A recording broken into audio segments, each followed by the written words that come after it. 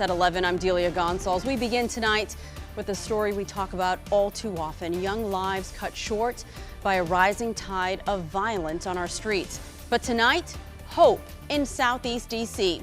Community members gathered in Congress Heights to talk about solutions. It was a bright spot on what would have been a dark day for many of these kids who lost their friend 11-year-old Karon Brown to gun violence 4 years ago. Here's Rafael Sanchez Cruz.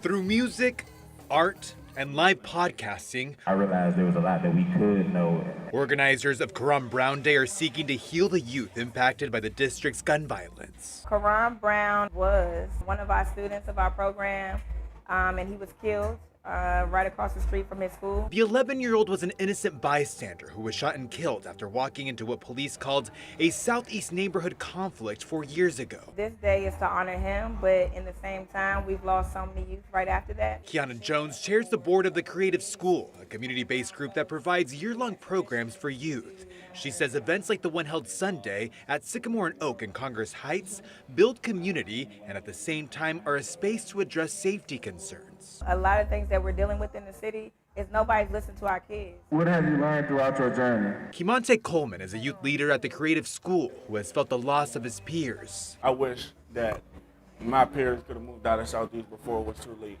Stuff like that. I don't feel safe in my own community anymore. Coleman says that keeping young people like him busy and productive will steer them away from violence. It's worked for him as he continues podcasting and helping build a safer Southeast. Better Southeast, a kid can wake up, come outside with a whole bunch of other kids playing.